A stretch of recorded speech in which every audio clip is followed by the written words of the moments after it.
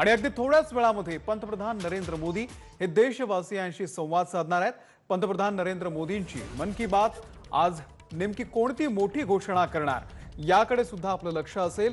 नुकताच अमेरिकेचा दौरा त्यांनी संपवलेला आहे आणि जाऊयात मन की बात मध्ये। जानते हैं कि एक जरूरी कार्यक्रम के लिए मुझे अमेरिका जाना पड़ रहा है, तो मैंने सोचा कि अच्छा होगा कि अमेरिका जाने से पहले ही मैं मन की बात रिकॉर्ड कर दूं। सितंबर में जिस दिन मन की बात है उसी तारीख को एक और महत्वपूर्ण दिन होता है। वैसे तो हम लोग बहुत सारे डेज याद रखते हैं, तरह तरह के डेज मनाते भी हैं, और अगर अपने घर में नौजवान बेटे बेटी हो, अगर उनको पूछोगे तो पूरे साल भर के कौन से डे कब आते हैं आपको पूरी सूची सुना देंगे। लेकिन एक और डे ऐसा है जो हम सबको याद रखना चाहिए, और ये डे ऐसा है जो भारत की परंपराओं से बहुत सुसंगत है। सदियों से जिस परंपराओं से हम जुड़े हैं उससे जोड़ने वाला है। ये है वर्ल्ड रिवर डे, यानी विश्व नदी दिवस। हमारे यहां कहा गया है, पिबन्ति नद्यः स्वयमेव नाम्भः, अर्थात नदियां अपना जल खुद नहीं पीती बल्कि परोपकार के लिए देती है। हमारे लिए नदियां एक भौतिक वस्तु नहीं है, हमारे लिए नदी एक जीवंत इकाई है। और तभी तो हम नदियों को मां कहते हैं। हमारे कितने ही पर्व हो, त्योहार हो, उत्सव हो, उमंग हो, ये सभी हमारी इन माताओं की गोद में ही तो होते हैं। आप सब जानते ही हैं, माघ का महीना आता है तो हमारे देश में बहुत लोग पूरे एक महीने मां गंगा या किसी और नदी के किनारे कल्पवास करते हैं। अब तो ये परंपरा नहीं रही, लेकिन पहले के जमाने में तो परंपरा थी कि घर में स्नान करते हैं तो भी नदियों का स्मरण करने की परंपरा आज भले लुप्त हो गई हो या कहीं बहुत अल्प मात्रा में बची हो, लेकिन एक बहुत बड़ी परंपरा थी जो प्रातः में ही स्नान करते समय ही विशाल भारत की एक यात्रा करा देती थी। मानसिक यात्रा, देश के कोने कोने से जुड़ने की प्रेरणा बन जाती थी। और वो क्या था, भारत में स्नान करते समय एक श्लोक बोलने की परंपरा रही है। गंगे च यमुने चैव गोदावरी सरस्वती नर्मदे सिंधु कावेरी जले अस्मिन सन्निधि कुरु। पहले हमारे घरों में परिवार के बड़े ये श्लोक बच्चों को याद करवाते थे, और इससे हमारे देश में नदियों को लेकर आस्था भी पैदा होती थी। विशाल भारत का एक मानचित्र मन में अंकित हो जाता था, नदियों के प्रति जुड़ाव बनता था। जिस नदी को मां के रूप में हम जानते हैं, देखते हैं, जीते हैं, उस नदी के प्रति एक आस्था का भाव पैदा होता था, एक संस्कार प्रक्रिया थी। साथियों, जब हमारे देश में नदियों की महिमा पर बात कर रहे हैं तो स्वाभाविक रूप से हर कोई एक प्रश्न उठाएगा, और प्रश्न उठाने का हक भी है, और इसका जवाब देना ये हमारी जिम्मेवारी भी है। कोई भी सवाल पूछेगा कि भाई आप नदी के इतने गीत गा रहे हो, नदी को मां कह रहे हो, तो ये नदी प्रदूषित क्यों हो जाती है? हमारे शास्त्रों में तो नदियों में जरा सा प्रदूषण करने को भी गलत बताया गया है, और हमारी परंपराएं भी ऐसी रही है। आप तो जानते हैं, हमारे हिंदुस्तान का जो पश्चिमी हिस्सा है, खास करके गुजरात और राजस्थान, वहां पानी की बहुत कमी है, कई बार अकाल पड़ता है, और इसलिए वहां के समाज जीवन में एक नई परंपरा डेवलप हुई है। जैसे गुजरात में बारिश की शुरुआत होती है तो गुजरात में जल जीलनी एकादशी मनाते हैं। मतलब कि आज के युग में हम जिसको कहते हैं कैच द रेन, वो वही बात है कि जल के एक एक बिंदु को अपने में समेटना, जल जीलनी। उसी प्रकार बारिश के बाद बिहार और पूरब के हिस्सों में छठ का महापर्व मनाया जाता है। मुझे उम्मीद है कि छठ पूजा को देखते हुए नदियों के किनारे घाटों की सफाई और मरम्मत की तैयारी शुरू कर दी गई होगी। हम नदियों की सफाई और उन्हें प्रदूषण से मुक्त करने का काम सबके प्रयास और सबके सहयोग से कर ही सकते हैं। नमामि गंगे मिशन भी आज आगे बढ़ रहा है, तो इसमें सभी लोगों के प्रयास एक प्रकार से जन जागृति, जन आंदोलन, उसकी बहुत बड़ी भूमिका है। साथियों, जब नदी की बात हो रही है, मां गंगा की बात हो रही है, तो एक और बात की और भी आपका ध्यान आकर्षित करने का मन करता है। बात जब नमामि गंगे की हो रही है तो जरूर एक बात पर आपका ध्यान गया होगा और हमारे नौजवानों का तो पक्का गया होगा। आजकल एक विशेष ई ऑक्शन, ई नीलामी चल रही है। ये इलेक्ट्रॉनिक नीलामी उन उपहारों की हो रही है जो मुझे समय समय पर लोगों ने दिए हैं। इस नीलामी से जो पैसा आएगा वो नमामि गंगे अभियान के लिए ही समर्पित किया जाता है। आप जिस आत्मीय भावना के साथ मुझे उपहार देते हैं, उसी भावना को ये अभियान और मजबूत करता है। साथियों, देश भर में नदियों को पुनर्जीवित करने के लिए, पानी की स्वच्छता के लिए सरकार और समाज सेवी संगठन निरंतर कुछ न कुछ करते रहते हैं। आज से नहीं, दशकों से ये चलता रहता है।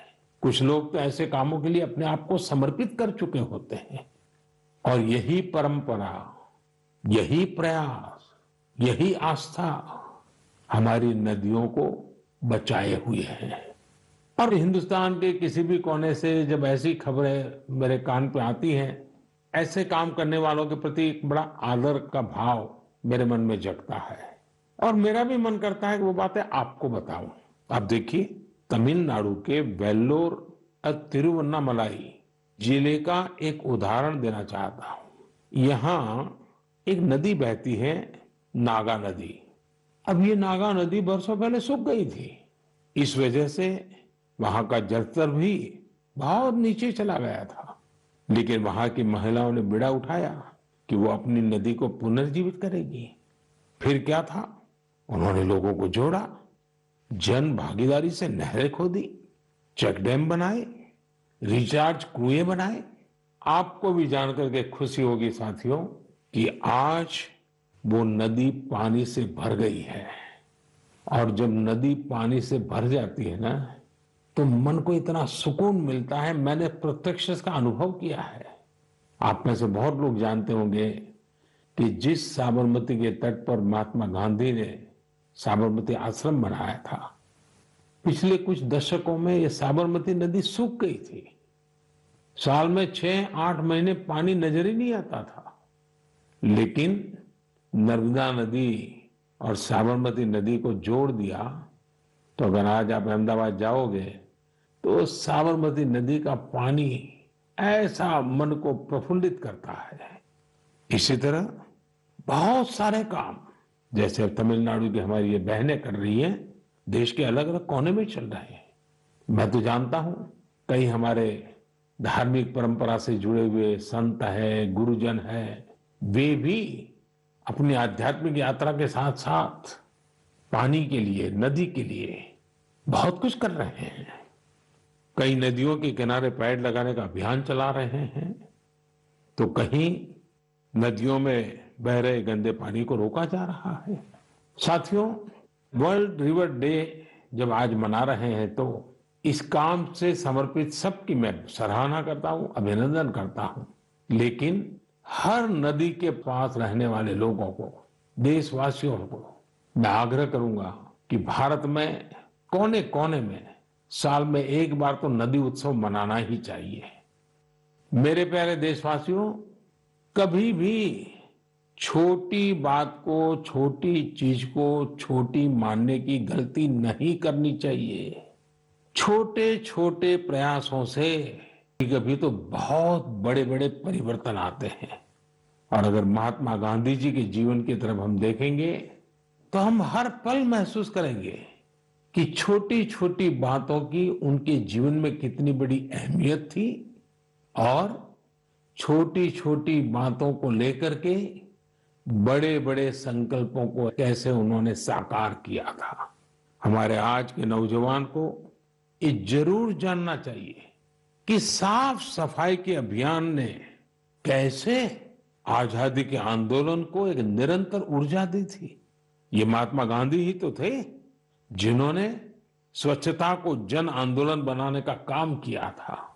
महात्मा गांधी ने स्वच्छता को स्वाधीनता के सपने के साथ जोड़ दिया था। आज इतने दशकों बाद स्वच्छता आंदोलन ने एक बार फिर देश को नए भारत के सपने के साथ जोड़ने का काम किया है और ये हमारी आदतों को बदलने का भी अभियान बन रहा है। और हम ये न भूलें कि स्वच्छता ये सिर्फ एक कार्यक्रम है। स्वच्छता ये पीढ़ी दर पीढ़ी संस्कार संक्रमण की एक जिम्मेवारी है और पीढ़ी दर पीढ़ी जब स्वच्छता का अभियान चलता है तब संपूर्ण समाज जीवन में स्वच्छता का स्वभाव बनता है।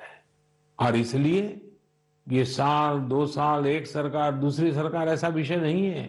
पीढ़ी दर पीढ़ी हमें स्वच्छता के संबंध में सजगता से, अविरत रूप से, बिना थके, बिना रुके, बड़ी श्रद्धा के साथ जुड़े रहना है और स्वच्छता के अभियान को चलाए रखना है।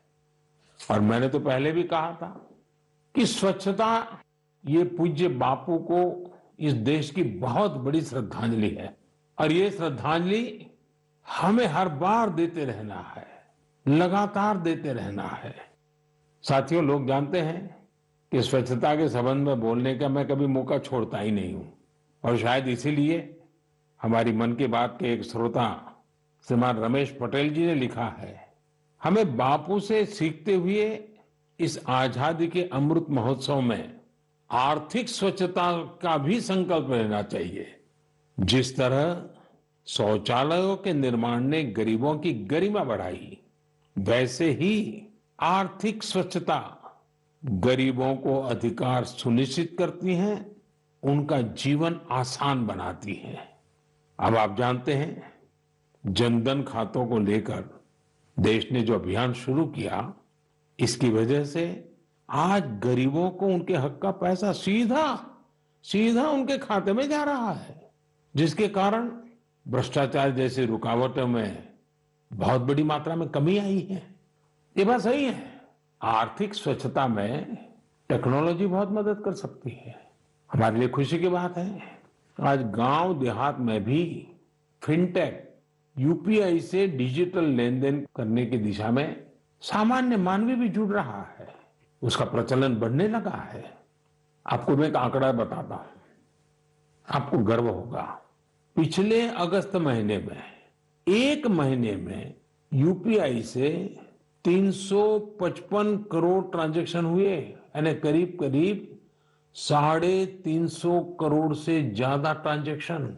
यानी हम कह सकते हैं कि अगस्त के महीने में 350 करोड़ से ज्यादा बार डिजिटल लेन देन के लिए यूपीआई का इस्तेमाल किया गया है। आज एवरेज 6 लाख करोड़ रुपए से ज्यादा का डिजिटल पेमेंट यूपीआई से हो रहा है। इससे देश की अर्थव्यवस्था में स्वच्छता, पारदर्शिता आ रही है और हम जानते हैं अब फिनटेक का महत्व बहुत बढ़ रहा है। साथियों, जैसे बापू ने स्वच्छता को स्वाधीनता से जोड़ा था, वैसे ही खादी को आजादी की पहचान बना दिया था। आज आजादी के 75वें साल में हम जब आजादी के अमृत महोत्सव को मना रहे हैं, आज हम संतोष से कह सकते हैं कि आजादी के आंदोलन में जो गौरव खादी को था, आज हमारी युवा पीढ़ी खादी को वो गौरव दे रही है। आज खादी और हैंडलूम का उत्पादन कई गुना बढ़ा है और उसकी मांग भी। आप भी जानते हैं, ऐसे कई अवसर आए हैं जब दिल्ली के खादी शोरूम में एक दिन में 1 करोड़ रुपए से ज्यादा का कारोबार हुआ है। मैं भी फिर से आपको याद दिलाना चाहूंगा कि 2 अक्टूबर पूज्य बापू की जन्म जयंती पर हम सब फिर से एक बार एक नया रिकॉर्ड बनाए।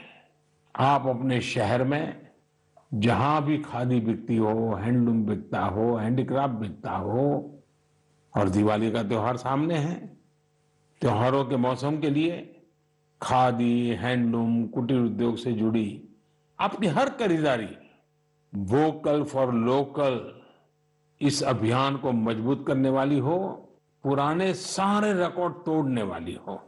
साथियों, अमृत महोत्सव के इसी कालखंड में देश में आजादी के इतिहास की अनकही गाथाओं को जन जन तक पहुंचाने का एक अभियान भी चल रहा है और इसके लिए नवोदित लेखकों को, देश के और दुनिया के युवाओं को आह्वान किया गया था। इस अभियान के लिए अब तक 13,000 से ज्यादा लोगों ने अपना रजिस्ट्रेशन किया है और वो भी 14 अलग अलग भाषाओं में। और मेरे लिए खुशी की बात यह भी है कि 20 से ज्यादा देशों में कई अप्रवासी भारतीयों ने भी इस अभियान से जुड़ने के लिए अपनी इच्छा जताई है। एक और बहुत दिलचस्प जानकारी है, करीब 5,000 से ज्यादा नए नवोदित लेखक आजादी के जंग की कथाओं को खोज रहे हैं। उन्होंने जो अनसंग हीरोज हैं, जो अनामी है, इतिहास के पन्नों पे जिनके नाम नजर नहीं आते हैं, ऐसे अनसंग हीरोज पर, थीम पर, उनके जीवन पर, उन घटनाओं पर कुछ लिखने का बीड़ा उठाया है। यानी देश के युवाओं ने ठान लिया है कि उन स्वतंत्र सेनानियों के इतिहास को भी देश के सामने लाएंगे जिनकी गत 75 वर्ष में कोई चर्चा तक नहीं हुई है। सभी श्रोताओं से मेरा आग्रह है, शिक्षा जगत से जुड़े सबसे मेरा आग्रह है, आप भी युवाओं को प्रेरित करें, आप भी आगे आए।